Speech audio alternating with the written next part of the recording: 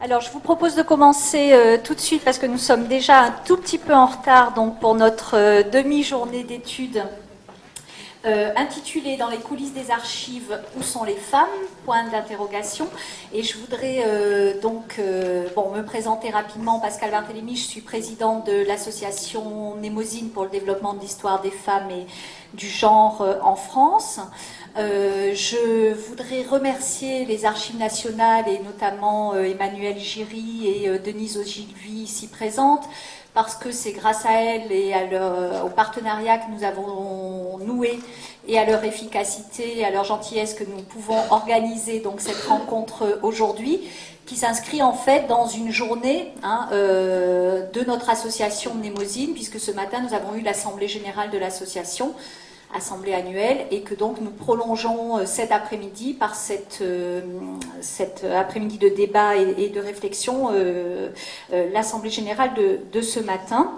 Je voudrais aussi évidemment remercier très sincèrement Michel Perrault d'avoir accepté d'être avec nous cet après-midi, voilà, que je ne présente plus, mais qui, dans un agenda qui est toujours extrêmement chargé et contraint, a accepté de venir et donc de présider la première partie de cet après-midi sur donc genre et histoire des archives. Donc deux mots très rapidement, donc pour pas qu'on prenne trop de retard, sur l'association Mnémosyne quand même, qui est une association qui a été créée en 2000, donc qui a 14 ans d'existence et qui a trois missions principales: d'animer un réseau de recherche national et international sur l'histoire des femmes et du genre, de participer à la production de connaissances et d'échanges scientifiques à travers une revue qui s'appelle Genre et Histoire et qui est une revue électronique en ligne, et puis de contribuer aussi à la transmission de l'histoire des femmes et du genre à tous les niveaux de l'enseignement, c'est-à-dire que nous servons aussi d'interface entre enseignement supérieur, enseignement secondaire, et nous avons remis ce matin un prix de master. Chaque année, nous couronnons un travail de recherche de master 2 en histoire des femmes et du genre qui est publié aux presses universitaires de Rennes. Donc voilà pour nos trois missions principales. Je vous invite à bien sûr fréquenter notre site internet, à nous aimer sur Facebook, à nous suivre sur Twitter, à adhérer à l'association. Voilà, je n'en dis pas plus et je vais tout de suite donc céder la parole pour ce premier moment donc de l'après-midi, où nous aurons en fait sous la présidence de Michel Perrault une forme d'introduction à la table ronde qui suivra, avec des interventions donc de Yann Potin, que je remercie également d'être présent, et de Nicole Dufourneau, qui vont tous deux d'une manière un petit peu différente introduire nos discussions. Yann Potin, donc Michel Perrault va présenter tout de suite, et nous aurons, j'espère, un temps de débat à la suite de ces deux interventions d'une quinzaine de minutes chacune. Vous auriez très bien présidé sans moi, franchement. Mais enfin, on y va. Ce que je voudrais dire, c'est que j'ai eu la chance de participer mercredi à une réunion des archivistes, alors d'un personnel des archives et d'autres ministères, enfin, sur vraiment la question des archives de femmes dans les archives, que c'était absolument passionnant, et que vraiment je voudrais saluer Denise Ogilvy et ses collègues pour l'action qu'elle mène, parce que c'est quand même, nous avons tous une longue fréquentation des archives, plus ou moins longue, évidemment suivant notre âge, notre carrière, etc. Mais c'est la première fois que je vois ça quand même, un intérêt des archives, disons, pour le genre, en gros, quoi.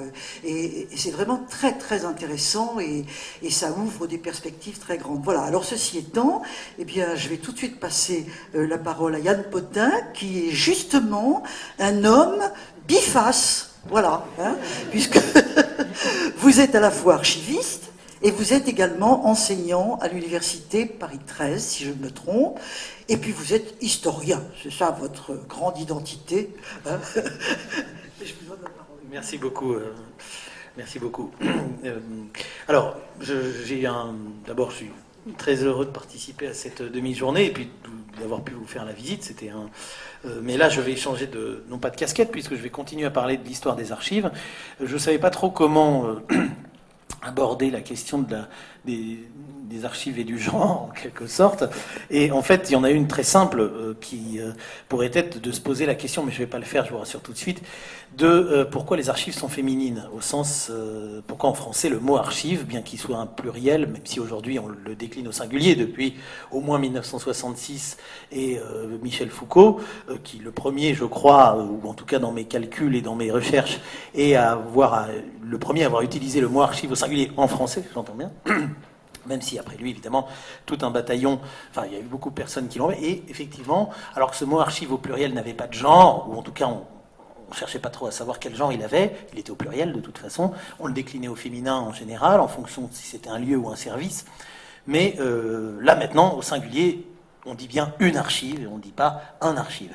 Ce qui d'ailleurs déplaît beaucoup à Jacques Derrida, qui la même année que Sonia Combe publiait le Mal d'archives, et c'était évidemment un jeu de mots, puisque son mal d'archives sans eux était quand même aussi un mal d'archives avec eux, quand même, quelque part, puisqu'il nous explique dès la première page que, d'ailleurs, à propos de l'étymologie du mot archive, dans son rapport extrêmement problématique avec l'étymologie savante de l'archéine et de l'archéion, puisqu'effectivement, on dérive ça tout, en général de manière très automatique, on n'a aucune preuve là-dessus, et l'enquête philologique qu'on peut mener du côté du latin au alto-médiéval ne va pas trop dans ce sens-là. Il ferait plutôt dériver archivium de arca, du coffre, même si peut-être que le coffre arca, lui, a un rapport avec le grec archéine. Mais bon, on n'est pas là pour faire de l'étymologie historique. Bref, il lit dès la première phrase, dès la deuxième page, pardon, comme l'archivum ou l'archivum latin, mot qu'on emploie au singulier, comme on le fit d'abord pour le français archive, qui se disait jadis au singulier ou au masculin un archive.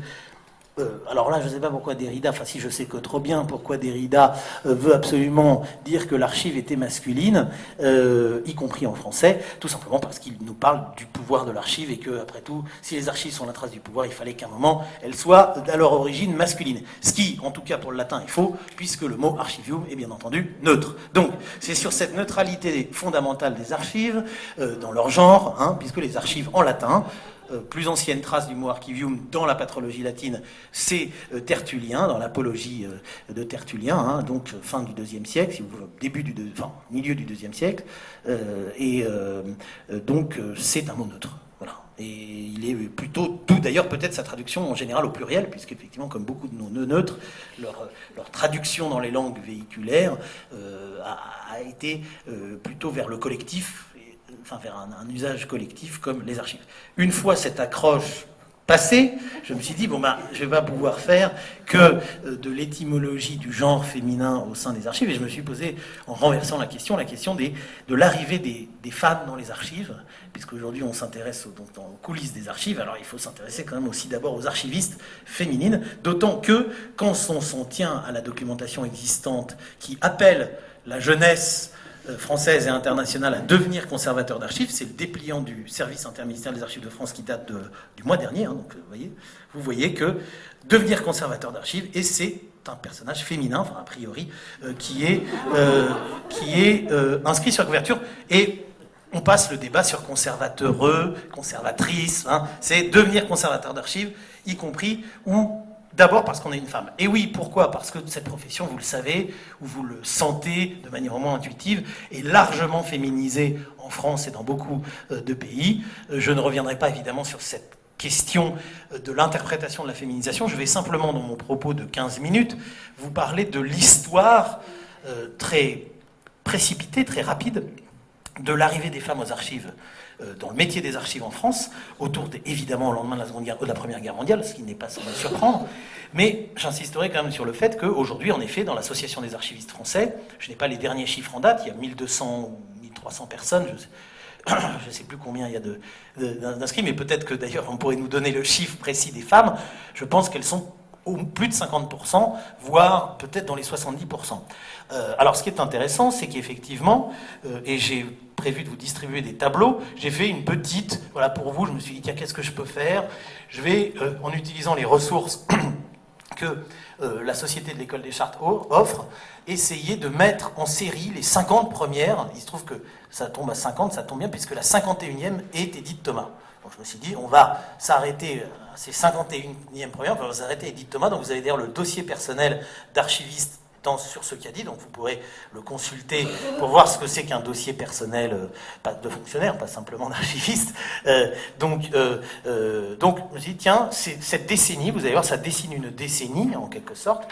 Non pas que Édith Thomas a la téléologie de l'archiviste féminine, d'autant qu'elle était autant bibliothécaire qu'archiviste, et je vais revenir un instant sur cette partition, mais tout simplement parce que, effectivement, avec Édith Thomas, non seulement les femmes sont aux archives, mais en tout cas, un certain militantisme pour l'histoire des femmes. Donc, je crois que de ce point de vue-là, on peut s'y arrêter. Mais avant elle, il y a d'autres figures, et surtout, la question, et c'est véritablement mon propos, est de comprendre comment la profession, effectivement extrêmement masculine, qu'elle ait un rapport ou non avec l'archéine d'Héridien, si on veut, à la veille de la guerre de 14, est devenue, en moins d'une décennie, à parité féminine. Puisque, en gros, dès 1932, les promotions sont à parité féminine. Vous avez ici la première femme chartiste, mais je vous le dis, jusqu'aux années 70-80, de toute façon, chartiste et archiviste sont totalement synonymes, comme vous le savez. C'est Geneviève Hacklock, de son nom de jeune fille. Elle est sortie de l'école des Chartes en 1910 et rentrée donc en 1906. S'est mariée d'ailleurs, a fait un très beau mariage et n'a pas eu de profession. Donc c'est une sorte de faux départ. Voilà ici la ventilation qui mène de 1910. Je la montre en image, ce sera peut-être plus lisible. De 1910 à 1931, année de promotion d'Édith Thomas, de sortie d'Édith Thomas, à la parité, puisque vous voyez, dès 1928, la moitié des promotions de sortie des chartistes sont féminines. Et en fait, ça ne va quasiment jamais cesser jusqu'à après les années 60 même. Alors après, ça, il y a une ventilation selon les années, ce n'est pas du tout une règle d'or. Être largement dominante et faire que cette école est devenue une école de femmes savantes, au sens propre du terme, et bien qu'au départ, le premier réflexe, évidemment, était d'engendrer une peur qu'elle devienne une école de bénédictine, puisque l'école des Chartes avait été pendant tout le XIXe siècle le lieu d'expression de ce rêve de l'érudition bénédictine retrouvée, réinventée. Donc effectivement, le métier de chartiste, par l'érudition, mais plus encore par sa dimension de cadre administratif, parce qu'on oublie trop souvent que depuis 1850, les archivistes départementaux sont avant tout des cadres de l'administration locale. C'est alors là où on rejoint le pouvoir d'Héridien, en quelque sorte, puisque les directeurs d'archives départementaux sont avant tout ceux qui traitent les archives des préfectures, font partie des cabinets des préfets. Et vous voyez qu'en 1921, c'est une petite note qui se trouve dans les archives de l'École des Chartes, quand on pose la question des femmes archivistes, conversation avec Monsieur Langlois, oui, Charles Victor, qui à ce moment-là est directeur des Archives nationales et des Archives de France, on lui pose la question, mais qu'est-ce qu'on va faire, puisqu'il y a de plus en plus de femmes archivistes. Alors le directeur me dit que, en principe, rien n'empêche que les femmes accèdent aux archives départementales, que le cas ne s'est pas encore présenté, ce qui est d'ailleurs pas tout à fait vrai déjà en 1921, mais qu'il ne voit pas une femme chef de service dans des archives départementales. Là, au moins, c'est clair, c'est dit. De plus, la loi du 11 mai 1921, il se trouve que ça tombe très mal, puisque la loi réglant le statut des archivistes départementaux, datée de 1921, et en quelque sorte, vous voyez, a établi qu'un archiviste départemental ne pourra être nommé qu'avec l'agrément du préfet. Sous-entendu, effectivement, on imagine mal un préfet en 1921 donner son agrément pour la direction des services. Donc, face à cette condamnation originelle, les chartistes, ou plutôt ceux qui sont les cadres de l'École des Chartes, voient plutôt les femmes, je cite, diriger leur carrière du côté des bibliothèques. Ce qui, effectivement, va être le cas, mais pas tout de suite. Je vais vous le prouver. Si, Pascal, vous voulez bien faire passer les... Il n'y en a certainement pas pour tout le monde, mais c'est l'analyse de cette petite base de données, puisqu'en effet, bien sûr, la profession bibliothécaire, je vous renvoie à l'étude notamment de Sylvie Fayet-Scribe sur l'histoire de la documentation en France, avec quelques grandes figures comme Yvonne Audon, évidemment, en 1924, à l'école des bibliothécaires, va très vite, elle aussi, se féminiser, puisqu'elle ne l'était pas moins au XIXe siècle, et pas plus à la Bibliothèque nationale qu'ailleurs, elle va très vite se féminiser. En fait, on voit que cette partition archiviste homme, bibliothécaire, femme ne se met pas en place. Vous avez ici le nom et une petite analyse minimale de ces... Ah, par contre, je veux bien un exemplaire, en fait, parce que du coup, je ne l'ai pas sous la main. Merci. Je vous ai donc distribué, avec une faute sur la date, puisque nous sommes le 24 janvier 2015, excusez-moi, le millésime, voilà. Le portrait robot, en quelque sorte, de ces 51 premières femmes chartistes. Je reviendrai pour finir dans un instant sur quelques figures. Et effectivement, vous voyez des critères extrêmement basiques, y compris le sujet de thèse d'école des chartes, que j'ai catégorisé de manière, vous m'excuserez, un petit peu lâche, mais qui colle à peu près. Vous voyez qu'en fait, les archivistes, c'est le troisième tableau, les archivistes, en fait je l'ai là, donc je peux peut-être aussi le montrer quand même, excusez-moi, les archivistes sont 20 sur 50 dans cette première décennie. Les bibliothécaires sont derrière, les sans-profession sont quand même très présentes, je vous rassure, et les religieuses sont, les bénédictines sont là quand même, enfin, en l'occurrence c'est des dominicaines plutôt, surtout apparaît ce qui va être une des figures de salut de la femme savante, évidemment à la veille de la Seconde Guerre mondiale, c'est l'ingénieur au CNRS, ou la chargée de recherche au CNRS, avant même que le CNRS existe, puisque dans le cadre de l'IRHT, sous la houlette de Jeanne Vieillard, qui fait partie de cette première quadrige de femmes archivistes, le CNRS a trouvé dès 1937, enfin pas le CNRS encore, mais la caisse de recherche, un lieu pour employer ces bénédictines qui deviennent en même temps les chercheuses, bien avant qu'il y ait des chercheurs au CNRS. Jeanne Vieillard ou encore Madeleine, comment s'appelle-t-elle, pardon, Mabille, qui sont les deux premières à entrer à l'IRHT.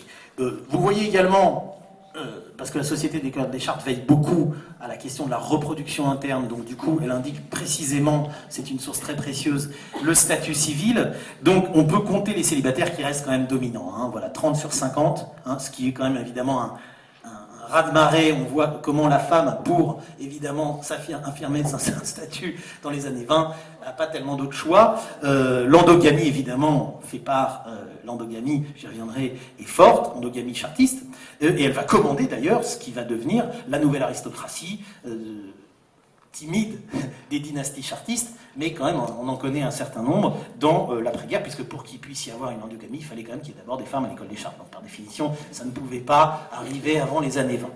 C'était une nécessité. Donc voilà, ça c'est pour vraiment un portrait robot. J'y ai ajouté effectivement des considérations sur le lieu de naissance, mais là aussi c'est banal, ou plutôt c'est valable pour les autres chartistes, même si les hommes sont peut-être plus du sud de la France. Vous voyez que le nord de la France et Paris restent absolument majoritaires dans ces premières générations. J'attire votre attention sur les sujets de thèse. En effet, les femmes chartistes de cette première génération ne sont pas du tout à la ramasse, si vous me permettez l'expression, sur le plan historiographique, comme une partie des chartistes d'ailleurs, puisque l'histoire économique et l'histoire sociale rurale, hors histoire ecclésiastique traditionnelle type Cartulaire ou évêché, est tout à fait en tête, avec notamment Yvonne Bézard, moins connue que les autres parce qu'elle, la pauvre, est morte en 1939, et qui écrivait pourtant, dans ce petit recueil de 1938, Les chartistes et la vie moderne, un article tout à fait passionnant auquel je vous renvoie, Le chartiste et l'histoire économique. Elle était l'anti-Henri Jasmin, si j'ose dire en quelque sorte, la personne qui pouvait dialoguer avec Charles Schmitt et d'autres chartistes historiens de l'économiste qui regardaient vers les annales dans cette décennie des années 30, en sachant qu'il est bien entendu, depuis Léopold de Lille, l'école des chartes explore l'histoire économique locale. Il n'empêche que l'histoire ecclésiastique est présente, rassurons-nous là aussi, très fortement, mais là aussi ce n'est pas une variante par rapport à l'école des chartes masculines. En revanche, et dernière considération qualitative, avant d'en venir à quelques portraits terminaux, j'insiste sur une personne toute particulière qui est tout simplement Suzanne Solente. Parce qu'en plus, non seulement les chartistes sont rapidement féminines, mais elles sont systématiquement première ou deuxième de sortie de promotion. Donc ça, c'est aussi intéressant. Et la première de la promotion de 1917, Suzanne Solante, va être celle qui va redécouvrir Christine de Pisan. Ce qui, évidemment, quand on connaît la suite de la postérité de Christine de Pisan, est assez intéressant, puisque, effectivement, c'est quand même une femme chartiste qui a exhumé Christine de Pisan, de la même façon qu'on trouve une thèse des chartes sur l'histoire du costume féminin, par Madame Grenet en 1931. Donc, non pas une tendance absolument pas visible à aller vers l'histoire des femmes, mais quand même un petit tremblement, en quelque sorte, vers là. Si on regarde justement les institutions, on se rend compte que ces femmes chartistes ont beaucoup de mal à trouver un emploi effectivement dans les archives, puisqu'elles se dispersent à peu près partout. Vous avez les institutions, y compris les archives nationales, et la date importante, où au 1er janvier 1928, Madeleine Dillet entre aux archives nationales, donc il fait de la première archiviste nationale, devient la première archiviste nationale en quelque sorte, vous voyez ici, et elle l'a voulu, j'en veux pour preuve d'ailleurs le fait qu'on a conservé sa lettre de... alors là, c'est Jeanne Vieillard justement que j'évoquais, parce que non seulement, vous voyez que Jeanne Vieillard a pu être considérée comme une nouvelle conquête du féminisme. Pour ceux qui l'ont connue, je pense que ça peut effectivement faire un petit peu sourire, mais en 1924, elle n'était pas simplement chartiste, archiviste, elle rentrait à l'école française de Rome, ce qui était là aussi déplacer un tout petit peu les lugnes, si j'ose dire, d'un des domaines les plus privilégiés du pouvoir intellectuel masculin. Donc vous voyez son air sévère, quand même prêt à affronter tous les Romains en 1924. Donc, je termine par quelques portraits de ces femmes, à commencer d'ailleurs aussi par le fait qu'on voit dans les archives des plaintes dès les années 30 du fait de cette parité. Vous voyez ici une lettre au ministère de l'Éducation nationale d'un administrateur. On en est bien les jeunes filles dans les bureaux des archives nationales à Paris, puisque depuis 1928 il y en a, mais les archives départementales leur sont strictement fermées. Or, vous savez qu'il y a actuellement autant de jeunes filles que de jeunes gens à l'école des Chartes. Donc, dès 1932, le problème est que va-t-on faire ? Alors, l'école des Chartes va créer à l'Université de Paris un diplôme des techniques de bibliothécaire qui va, malheureusement ou heureusement, offrir ce débouché que les directeurs des archives avaient tout de suite prévu. Mais vous voyez que, par exemple, cette dame Cécile Ducaffi, première archiviste adjoint aux archives de la Seine, qui remplit d'ailleurs, j'ai beaucoup aimé, situation militaire, dispensée à cause de mon sexe, à l'époque il faut encore préciser ce genre de choses, vous voyez, a eu des problèmes, puisque tout en étant archiviste adjoint, pas du tout conservateur, donc très mal payé. Elle a eu un gros incident qui l'a obligé d'ailleurs à prendre sa retraite anticipée avec Boris Souvarine dans la salle de lecture des archives départementales de Seine. Il y a tout un copieux dossier dans son dossier où elle a été... Alors là, c'est la lettre de Souvarine, je la lis pour le plaisir de la détente. Le silence et la tranquillité qui conviennent au lieu et à la nature des occupations qu'on y exerce ont été d'abord violemment troublés par les cris stridents, les vociférations d'une femme qui a fait irruption, c'est Boris Souvarine qui parle, dans la salle de travail en vitupérant grossièrement les autorités dont elle se croit victime à propos de son avancement ou de sa carrière. Cette femme, archiviste préposée au service de la salle en question, donnait tous les signes de l'aliénation mentale par ses allées et venues tapageuses, sa gesticulation convulsive, ses paroles incohérentes, entrecoupées de malédictions sur le président Édouard Herriot, on est en 1936, sur François Coty, etc. Toutes choses qui n'intéressaient nullement les personnes présentes. En fait, il y a toute une affaire, et Boris Souvarine, fait un rapport, elle est dénoncée par un autre archiviste, elle va être, je pense qu'elle a eu fait ensuite un séjour en hôpital, je ne vais pas creuser le sujet, mais en tout cas, elle est mise à la retraite avant 1941, et c'était en 1921, Cécile Ducaffi, que son nom soit ici rappelé, la première femme à rentrer aux archives de la Seine, même si, donc, je disais que Madeleine Dillet était rentrée aux archives nationales en 1928. On a d'autres figures que j'évoque juste comme ça, notamment la sœur de Saint-Exupéry, Simone de Saint-Exupéry, que vous voyez ici représentée sur un portrait de famille, qui, elle, a fait une carrière assez intéressante du côté de la Compagnie des eaux d'Indochine, de la même façon que Madeleine Verdun a été archiviste au ministère des colonies. Ça, je le dis pour Pascal. Donc, elles ont essayé de se caser là où elles pouvaient, en quelque sorte. Et la Bibliothèque nationale n'a été finalement, ou les archives nationales, que un refuge de seconde zone. Il y a aussi des femmes, bien entendu, qui sont devenues archivistes par leur mari. Par exemple, la femme de Marcel Baudot, vous avez connu Marcel Baudot, le résistant de l'Eure, qui effectivement était archiviste de la ville d'Évreux parce que son mari était archiviste départemental. Donc là, c'est ce que j'ai appelé par alliance, archiviste par alliance, dans mon tableau.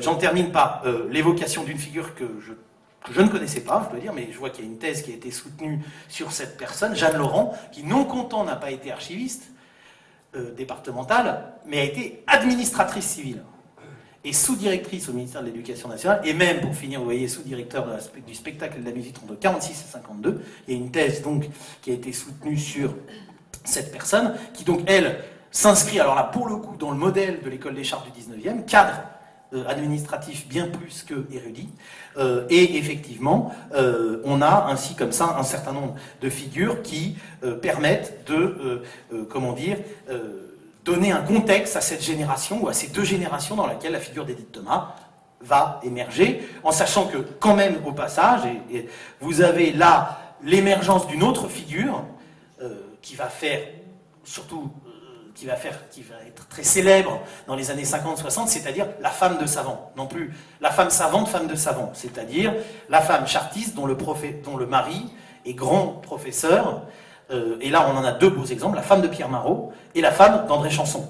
C'est bien, l'un va diriger l'école des chartes, l'autre va diriger les archives de France. Donc quand même, c'est des femmes qui ont su faire de beaux mariages avec des gens prometteurs dans les années 20, hein, puisque, vous voyez ici, je les ai mis là, voilà. Et puis, on voit d'ailleurs apparaître l'autre figure, celle que j'évoquais, c'est-à-dire que beaucoup de médiévistes ont connu, Hélène Toubert, je ne sais pas moi, Simone Guenet, enfin beaucoup de femmes de médiévistes qui étaient en même temps chartistes, à la maison, en quelque sorte, ou à les racheter, ou bien sûr Lucie Fossier, etc., tout en ayant une œuvre personnelle, hein, je ne dis pas du tout ça. Vous avez ici Gabrielle Béroquin, qui est la femme de Pierre Villard, qui apparaît donc dans ces années 1929-1930. Le tout, effectivement, permettant quand même de ménager des figures très importantes pour l'archivistique, et je mentionnerai en terminant Jacqueline Mady, qui, quoique mort prématurément en 71, a été, avec Pierre César en 1944, la première responsable de la section des archives contemporaines, donc qui a traité toutes les archives de la Seconde Guerre mondiale à partir de 1945, et qui est quelqu'un d'absolument essentiel. Et j'en termine aussi, puisque résistance oblige, par tout de même, sur 51 personnes, 3 médailles de la résistance, Édith Thomas bien entendu, mais également Jeanne Laurent, que j'évoquais, et Madeleine Verda, cette archiviste au ministère des colonies. Donc c'est une proportion quand même correcte pour une première génération d'archivistes.